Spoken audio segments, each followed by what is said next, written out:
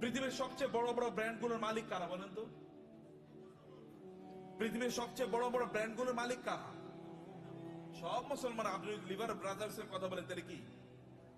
আপনি যদি অ্যাপলস এর কথা বলেন, এমনকি অ্যামাজন, এটা তো একটা মার্কেটিং প্লেস, অথবা আলিবাবা, এগুলো সব মুসলমানরা তৈরি করছে, মানে অমুসলমানরা। সবকিছু, সকল ব্র্যান্ডের মালিক তারা। তাহলে আমরা কি করলাম?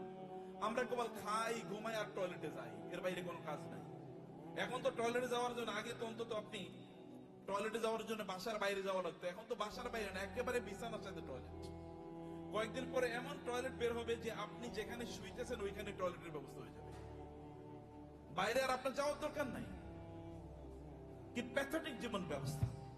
মুসলমানদের তো এটা করার কথা ছিল না। আল্লাহ তাআলা আপনাকে নির্দেশ করেছেন, ফাইজা কুদিয়াতিস সালাতু ফান্তাশিরু ফিল আরদি ওয়াবতাগু মিন ফাদলিল্লাহ।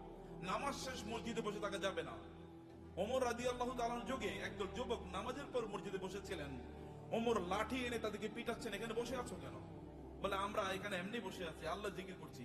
তোমাদের আয় ইনকাম করা লাগবে না? ব্যবসা বাণিজ্য, চাকরি বাকরি করা লাগবে না? আল্লাহ আমাদেরকে খাওয়াবে। আসমান থেকে আল্লাহ কবি রিজিক নাজিল করছে, আসমান থেকে আল্লাহ বৃষ্টি নাজিল করে। এই বৃষ্টিকে জমিনের ফসলের জমিতে নিয়ে তারপরে ফসল উৎপাদন করা লাগে, তোমাকে সেটা করতে হবে। লাঠি নিয়ে এসে তাদেরকে পিটিয়ে বের করে দিয়েছে, যাও